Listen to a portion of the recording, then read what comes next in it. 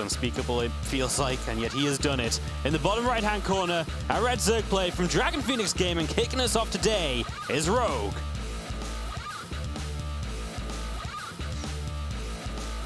And to the bottom left, as the blue Terran, he is Cure.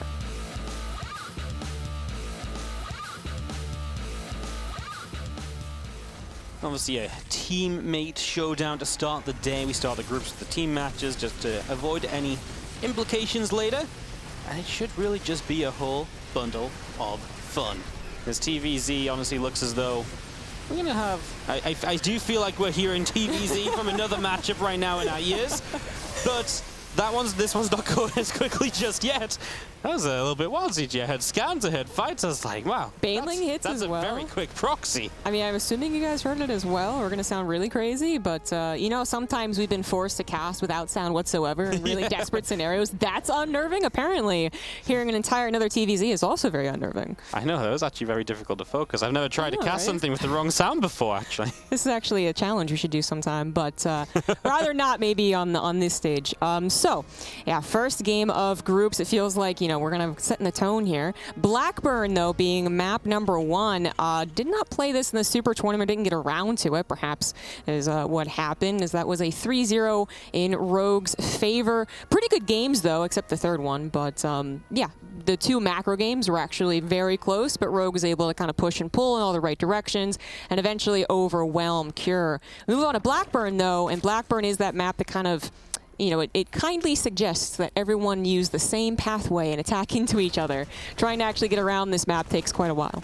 Yeah, and that's obviously something the Terran players love, right? One direct attack path, you can focus your big push through there. There's not a lot of flanking potential. Of course, the Zergs can run by through the top and through the center a little bit, but they are such predictable run-by positions. It's difficult to make it work as the game goes on. So the Terran players typically do like a bit of Blackburn.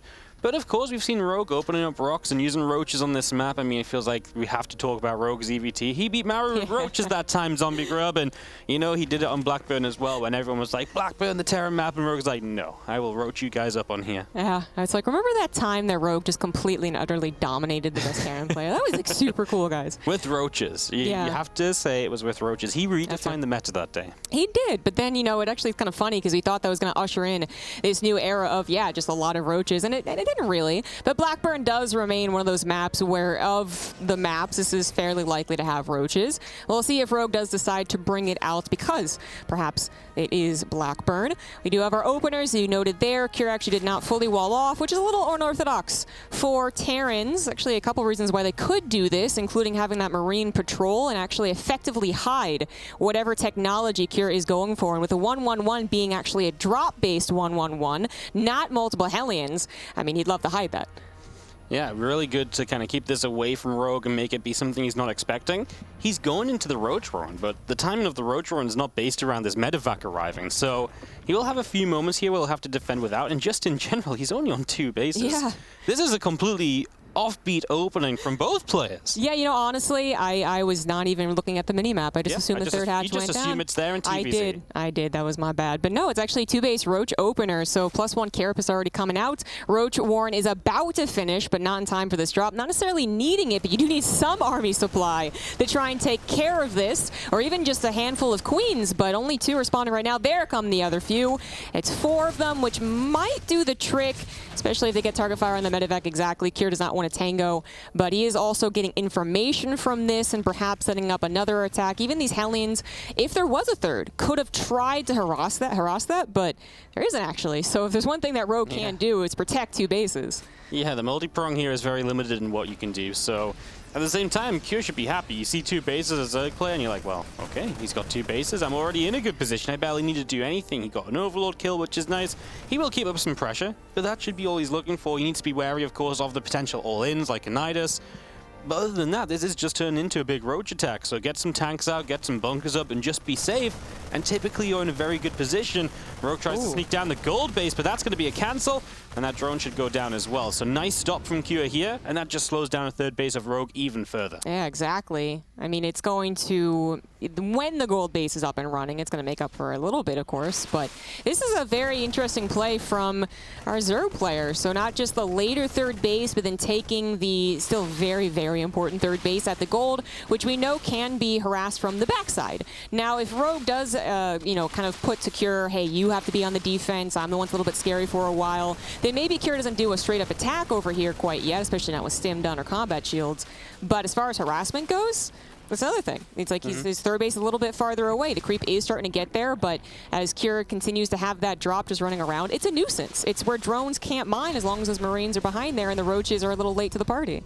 Yeah, absolutely. It's going to be a weird one to see Rogue try and really establish this gold, and a lot of the time people just don't see it being worthwhile to take it so soon in the game until you have a bit more map control and you can really protect it. Obviously his plan here is to take it early, make up for the later third.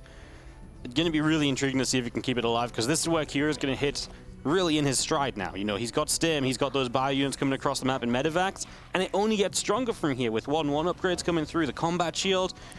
Rogue's going to have to be really on point with the defense. I mean, already 6 minutes, 2 medevacs threatening. You know, it's 7 minutes, we might actually have the attack to the gold base. It just feels like actually Rogue, while he could handle this particular drop fairly well, like one thing at a time, he will struggle to deal with 2 or 3 things at a time, which you know that's what Terran wants to get into.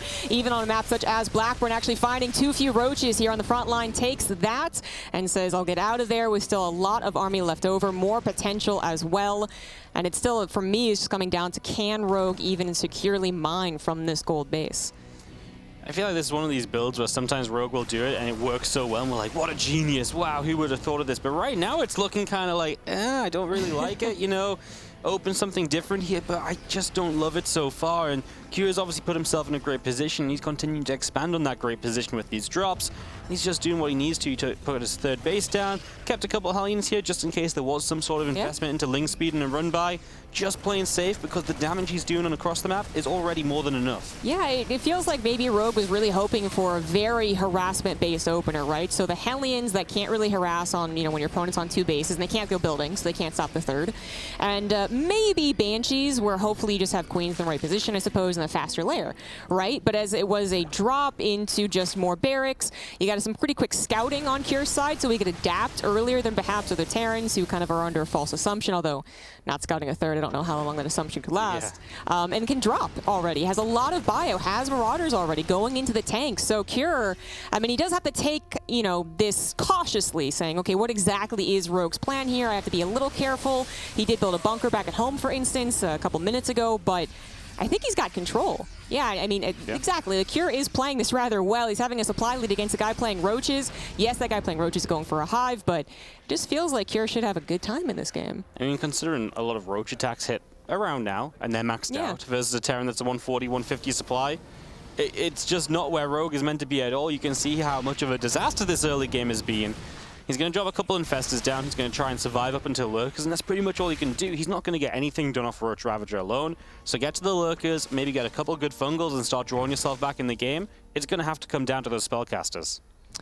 Well, let's see if Hive Technology can actually get underway. Quadruple drop trying to hit the main. There it is. Very cinematic entry into the main, but the Roach Ravager wasn't too far away. And actually, Cure was quite late. I guess he thought he was getting away with murder, but absolutely not. Loses a drop, and that plan has been foiled and now known about. Probably not going to get the opportunity again, especially with Rogue building those spores.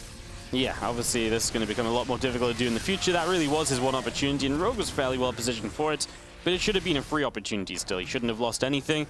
He has so many tanks. One of my biggest issues when you go into these Lurkers, when you've been playing Roach Ravager, is he's already been building tanks. So you've got a lot of tanks to sustain against the first Lurker pushes. There's not that scary moment where you're not quite on Ghost, because the tanks alone can just survive. A couple of Vipers, yeah, you get some Blinding Clouds off, and that can help, but there's just going to be such a high tank count because Q has not been giving those tanks up throughout the game. He's been keeping them back at home, safe and defensively.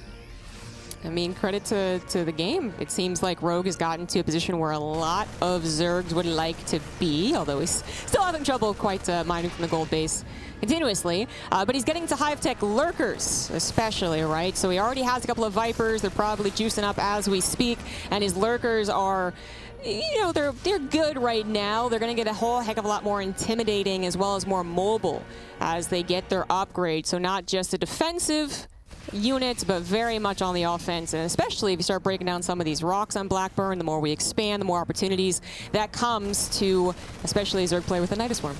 Yep, love the Nidus Worm. Get a little bit aggressive, right? Open the game up a little bit. We are going to jump forward here. The first bungle is pretty reasonable, and Medivac's going down to the Corrosive Biles. Cure will give chase, though, and we'll try and catch some of these roaches, getting them caught in concussive shells. Rogue makes his getaway, trying to lead that army back toward the Lurkers, which are on his own side of the map. Would maybe like to see Cure just try and get rid of these couple creep tumors on this top side, exactly like he's doing. Just stop this creep being in the center, gives you so much more control as the Terran, and takes away so much of the safety net that the Zerg has otherwise. Yeah, absolutely. This is one of the places where Rogue kind of has to stop the push, right? If the tanks get where the Lurkers are, if they get that high ground, shelling away not just on top of that gold base, but also shelling from just the other side of the ramp, it's very difficult to break, even with Vipers, but he is so far holding that line. He's looking for a couple of neat grabs. Gonna go for parasitic bombs, actually, on top of the Medivacs. Some last-second micro there from Cure to save some of them, but Cure is definitely looking towards that gold base, and it looks like Rogue even admits that he can't hold it. He pulls the drones away. He loses a temp at his 6th base, and this is just getting all topsy-turvy, but Cure, he is piling on the pressure. He hasn't actually cracked Rogue yet. No, he really has not. He's been playing a good game, but there's just something missing that's allowing him to kind of get through and really deal some damage. A Nidus Unseen, when Lurkers can pop out of it, is terrifying. This can be game-changing. Oh, he is not noticed whatsoever. Some of those Marauders could have easily turned around and actually changed the pace of this game. Now, these Ravagers are probably not going to win this fight, so that's not so great. But the Lurkers in the main base are so difficult to hold against. In fact, they're already on top of the ramp. They've already taken the choke. How does Cure hold against this? His base is just choke after choke, and there's so many positions Rogue can take advantage of there, and this is horrendous for Cure, who must deal mega damage across the map to make up for this. But abducts on these siege tanks, they're not going to get a chance to siege. There's more Lurkers at home. This top army is the only real threat that Cure has remaining, but it's going to be a struggle because Rogue, of course, if he needs to, can bring extra Lurkers back. I'm not even sure if that's necessary. Lings, Hydras, Lurkers running through. The fungal growth as well, catching everything, and that's a cleanup from Rogue. And what a way for this game to turn. One which Cure was controlling throughout has just gone sour in an instant. Yeah, he's going to get a decent concave now that some of his barracks have already been destroyed. Even a tank coming up to try and help out, but he is already lost in the front lines, and he's not going to clean this up well enough on the back lines. Losing SCVs, losing control of his bases. The one thing that Cure has going for him is a couple of good upgrades, but where is the army to use it? Absolutely nowhere, right? 110 supply. He's been supply blocked. He's had no production anymore. And this game got away from Cure so quickly. And that's why Rogue is so freaking good and so scary in this matchup. Something that doesn't look good. He's down on supply playing roaches, but he just holds on and he waits for his opportunity. He finds that opportunity. And that's why you just can't get away with making any mistakes against someone like Rogue. I mean, the style that Rogue chose to play, it just felt like there was a couple of opportunities where if the Terran hits just at that right time or just the right split, it's so easy to just fold over as the Zerg player. But if Rogue was able to defend all the harassment and live, basically, maybe his mineral income wasn't the best continuously. He also wasn't maybe trading that much either, so he lost a couple of roaches, and he was, again, not mining continuously on that gold base, but he still was able to afford a defensive army and his hive technology coming through, right? Cure could not get a punishing attack pre-hive, pre-lurkers with upgrades, and that was already, I think, putting Rogue into more of a comfort zone. Yep. But then the Nidus Worm was just the easy peasy. All right, that's probably game. You know, as Rogue takes a 1-0 lead here, I just saw Spirit 1-0 up against Solar. Nice. Spirit opening up on the start of the group. If he can pick up a win against Solar, man, he's having a great tournament already, and that would just be even better. Yesterday he said, all I want to do is not go 0-10. Well, he said he's 0-8, right? He was like, actually, I didn't even realize there was 6 players in the group. Well, you already managed that, so that's really awesome. Obviously, other matches going on the other streams, as you can see across the bottom of your screen. But we are waiting to get back into Rogue versus Cure, the second map coming up. Blackburn definitely feels like the Cure map pick, so maybe a Hardwire or so here this time, depending what Cure fancied vetoing. Yeah.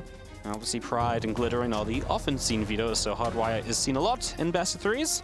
Find out what Cure is going to end up playing on. Yeah, just a second. So Rogue bringing out a different style than what he has played against Cure most recently, which to be fair was at this point 3-ish months ago was the Super Tournament, I believe. But Rogue has been playing a lot of other very good Terrans, including very recently going up against Mario, I think twice, winning once and losing in the rematch. But anyways, we do get on to 2,000 atmospheres. As that's, yeah, we all kind of like this map. It's the agreed upon, yeah, okay map. Usually it's map 3, right? Usually True, like, the yeah. Zerg picks like Hardwire first, then it's 2K, but you can pick 2K first as well, especially if you're this guy in the top right and you just feel good on any map. It is Rogue from Dragon Phoenix Gaming. And to the bottom left, we do have from the same team, it is Cure.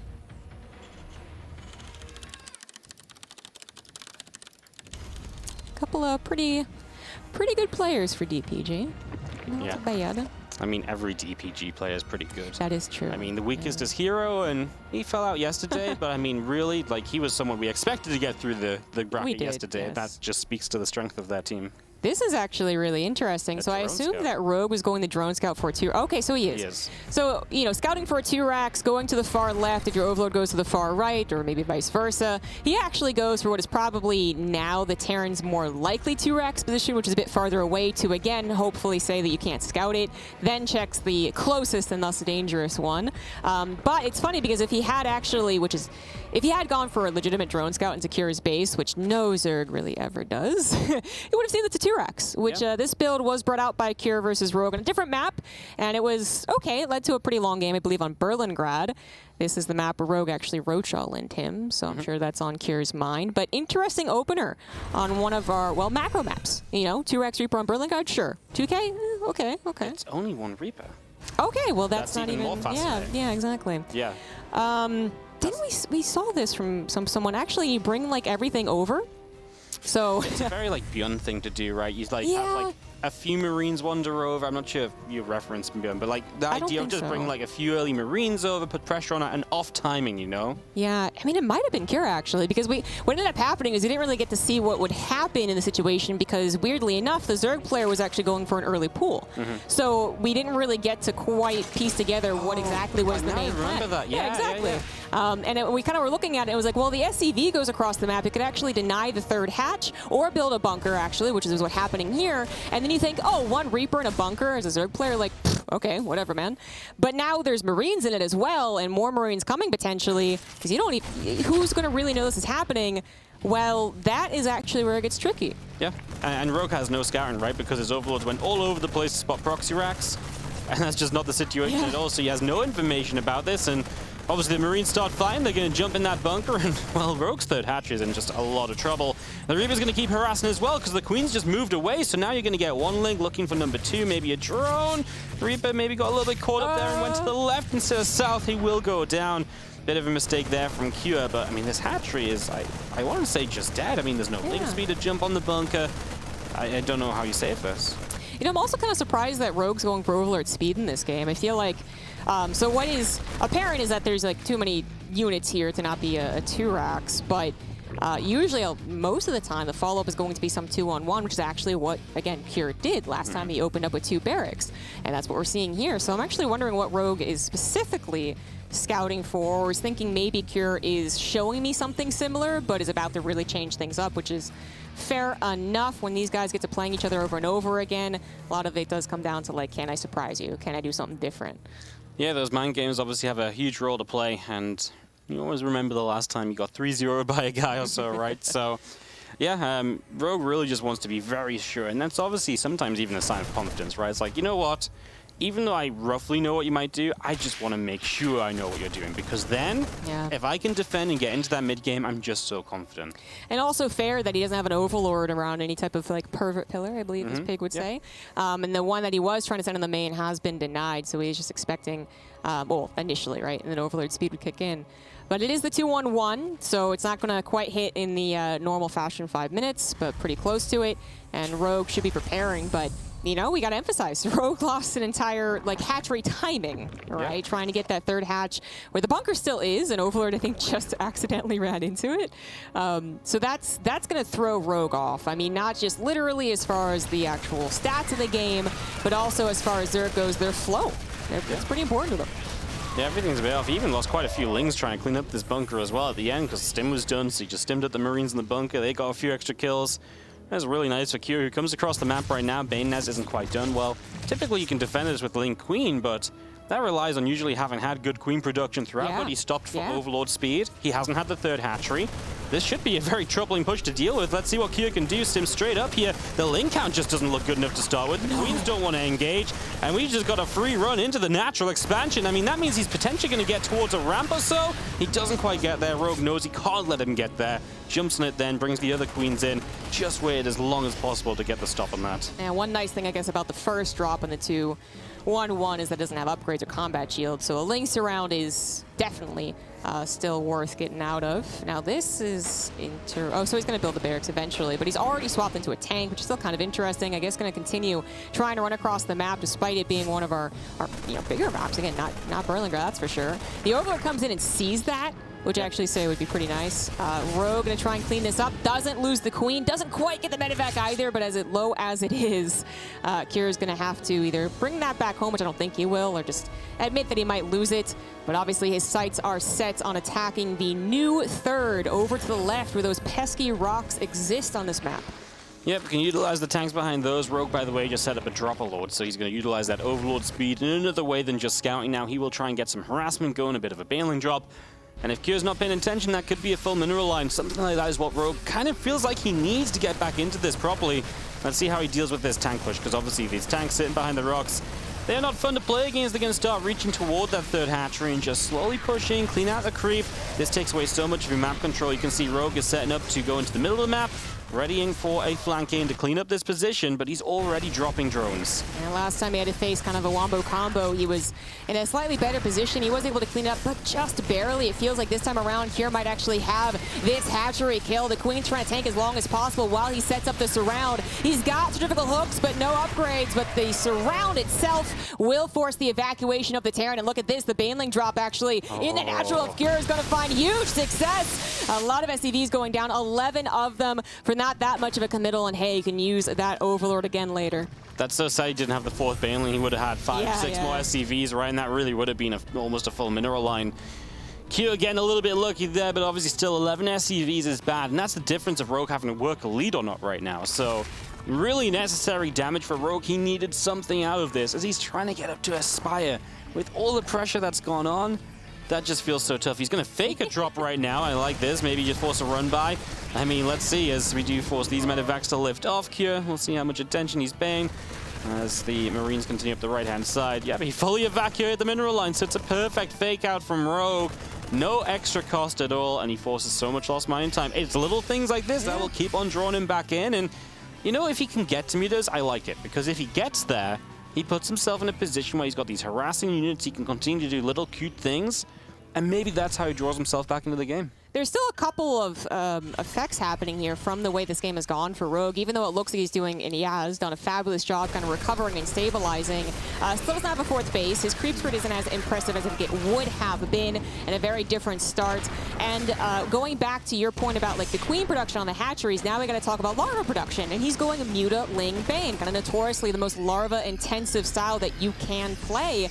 So that's what I'm kind of worried about. But you know, in a funny way, it's like his economy is not as good as his Zerg players would be, so maybe his production doesn't have to be as good as his Zerg players would be either.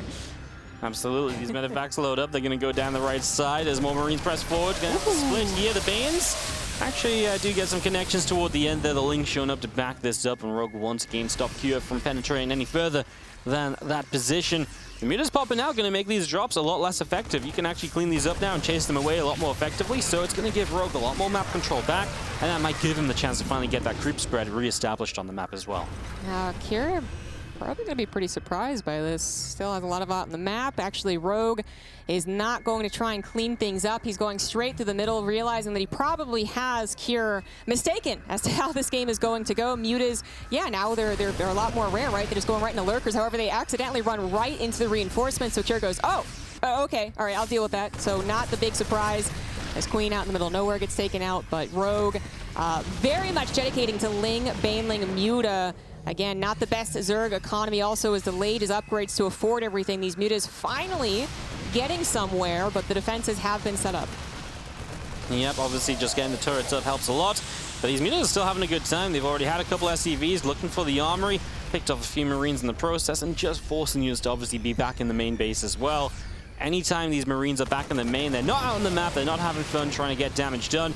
And Rogue's obviously just going to keep going from one base to the other, trying to find more damage. Cure will do what you need to do, though, against Mutas, which is to get an attack going, because if you can attack, you can often force these Mutas back, and that alleviates the pressure which they're currently applying. You know, Curo's already going to be supply blocked, but now he's in the red, so pretty nasty one indeed. But he does get the attack over to the top right, totally unbothered on its transit, perfectly situated in not a lot of creep to actually clean up before he is hitting that hatchery. It's going to be a tight moment for Rogue. He's setting up once again to deal with a very heavy push, but Cure already reinforcing. I was going to say, he needed to go like almost straight away, and I thought he would when the first Bane's finished. The Mutas were already here. He just didn't feel confident, but now all the reinforcements are going to get here, and that feels like it's going to make it so much tougher. The strength of this Mutaling Bane is to split the army and jump on half of it. And 2-2 is going to finish very soon. So there's a lot of reasons why maybe going faster would have been better, but understandably that is a very scary decision to make.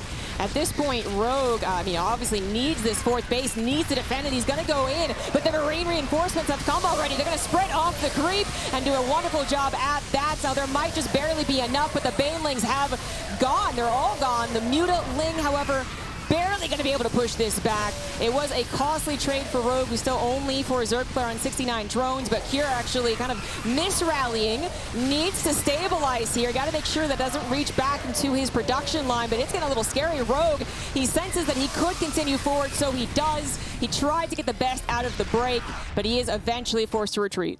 Great micro across the board. Tank sieges up, it's instantly targeting Banelings. Rogue realizes he pulls the Banelings back separate from the Lings. Pulled the Mutas back to retarget Medivacs at one point. Just so many little pieces of micro that go towards this fight happening the way it does.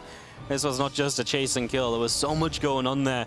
Really showcasing the skill of these two guys to get the Thor up. That's obviously really nice having the Thor out when you're playing against Mutas. It makes such a difference to when they can just dive in for a bit of damage or not do anything at all. And it is quite unfortunate. I wonder if a Thor there would have won him the game. So many more Mutas would have gone down, unable to micro to their best ability, which is, being clumped. Can't do that against a Thor. Now, Rogue, again, pointing out like where a Zerg would be really struggling here, more so to highlight how damn good Rogue is recovering in such a game. Not that much creep spread. 70 drones where some Zergs on Mutaling Bane would love to be on like 90 on 5 or 6 bases, and only just adding on his infestation pit. So obviously the next big problem for Rogue is going to be dealing with Cure's maxed out 3-3 push. Yeah, once he gets up to that, it's going to be definitely a scary factor, and he's definitely a bit stuck on Mutaling Bane, right? Just, there's the Hive starting now, but that's obviously a long way from getting anywhere, because after Mutaling Bane, where do you go? Probably maybe like a Viper or two, perhaps in some scenarios, probably into like an Ultra Cavern. All of this has a huge setup time, and that's obviously something that Rogue doesn't necessarily have. Cure's going to have timings before then, so there's going to be some more scary moments still coming, but some things are looking much better. That creep is now in the middle of the map, and you look at the early game, you would have never thought that would get there. He's getting up to double expansions as well, so if he loses one, he can fall back to the other. Rogue is getting a lot more options in this game than he once had. Yeah, the left side is especially impressive. The right side, still shy on the potential fit, but as you pointed out, he could go ahead and say, okay, well, understandably can't control everything and just mine from the left. But right now, Cure, taking a bit of the chill pill, getting up his extra bases. His 3-3 is 45 seconds away from finishing. He will absolutely have a pre-Hive push, as in like no Hive technology will actually be situated. I believe that's an accidental corruptor, if I had to guess, but I do love seeing the burrow. Yeah, I like the burrow. Obviously, you get a couple burrow Banes off. You never know when they can change the game. You can burrow them up during a fight, and maybe even during the fight they can come in useful. The Corruptor definitely feels a little bit more accidental, though. And it's like, I'm going to tank the Thor shot with my Corruptor. Then my Muta's flying. I mean, that's levels of micro we've never seen before, ZG. But it's Katowice, you never know. We see new things all the time here. This was the birthing place of Adepts, right? Oh, yeah, well, Adept Princer. There's certain things I don't want to see, actually. That's a good point. But yeah, so now we have all of the Ultralis Cavern, the Adrenal Glands on the way. Cure is starting to kind of send out waves of units just to push the creep back and potentially open open up an even deadlier push later on. I do think that if Cure was forced to just play back and play suddenly into the Supreme late game, that would be a missed opportunity, but I think he's very capable of doing both, basically. He could set up all these extra command centers, maybe even a Ghost Academy, as well as have this really strong push. So Rogue, he's starting to expand every which way. I guess maybe some backup bases should he lose the right side, which seems to be where Cure is at least targeting the creep spread. Actually, both sides still. He's still splitting his army. Yeah, that's nice to split the army for us, especially Lingbane Muta. It just doesn't fight well split up. You really need everything at once. But that's the idea. You want to jump, you know, on half of this army with everything, and then maybe you can come in and do something else. He's going to dive here. There are Widowmine set up as well. He splits as he goes. The Thor continues to deal damage. He'll get rid of that now. So these mutas continue through. What a brazen fight from Rogue, as now the Lingbane jumps on the right side army as well, just trying to cause chaos, trying to make it difficult for Cure to pick the right fights and make the right calls. The poor Thor gets left behind. He did not get a pickup, so he will get taken down, split against that Widowmine, and Cure loses a good amount of supply there, and Rogue is rebuilding into Ultras now. Yeah, Rogue actually having a killer economy at this point. See all those arrows pointing up? That means it's good, guys. There you go. And he's got the ability to not just remax after a couple of actually potentially like clumsy fights, right? Losing some very expensive units, Banelings and Mutas. Able to remax, able to still add those more expensive Ultras, and Cure might be a little surprised by how much Rogue still has left over. He once again is being able to push off of creep, surprisingly enough. Cure trying to take advantage of it, splits back, pulls back, and to try and make this the maximum engagement possible. But it looks again like Rogue might have found an opportunity. Cure, just not enough units all in the correct place at the right time. But that planetary should help hold. Maybe the SCVs will get taken down by these Banelings. But Cure's reinforcements out very close to the front line should clean these Ultras up. Rogue is remaxing so much faster. I know, he just has so much stuff. What I loved about Rogue in this fight is he still has enough mutas to target down the medevacs. All of those went down, so the medevac count is going to be suffering. It's just brutal across the board in terms of how this looks right now, you know? This is not looking pretty. 6 mutas left, sure, but Lingbane Ultra is the new kind of idea here from Rogue. Cure just not remaxing in the slightest, and Rogue has the entire map. Any momentum that Cure gained from his opener, right? The cool pressure onto the third that led to maybe a bit more pressure on the new third, actually, wasn't even a fourth, leading into his comfortable macro setup back at home. Rogue's actually been able to not just take good fights off of creep to defend his own bases, but then also really make Cure sweat, really entirely reset the momentum. And that was, well, kind of the second or even third time this has happened, and in such a big way, too. Now Cure struggling to get remaxes up against Rogue's push here. Baneling, Ultra just sweeping on through, killing everything. Marauders, tanks, even the Thors, he doesn't care anymore. Cure did not have enough to stop this push. He's not being able to use the planetary to help out either. And Rogue looked like he was going to be in trouble in both games, really. Just makes it look effortless at the last couple of minutes. No big deal. It's not even just trouble. Like, he was in really bad positions. I did not like it at all for him. And turning it around like this just sort of says, it sets a precedent, you know. It says, hey, look, I'm the 2-time champion. I could do it again. I'm in form, I'm in shape. We kind of knew that, but having confirmation of it in the first series of the day, it is nice to have, as obviously this fight's gone great. Rogue is remaxed. He'll wait for the few units to pop out. He'll go again. And right now, he's even trading efficiently. Like, 8,000 resource loss has been where we've been at for a while. So the last couple of fights have just been great for him because he just has so much more than Cure in each of these fights. Yeah, par for the course, or even just better for a Zerg player in a TVZ. This could be the last push. I think Cure knows that you see that supply, and you know that you haven't really done any damage to the Zerg player, and your heart is sinking. But he's going to try his darnest to actually hold on. The Marauders on the front line trying to take those Banelings, but the planetary off to the right, it's a goner. There's nothing to actually save that. And the fourth base as well going to be under fire. 100 supply difference as Cure taps out.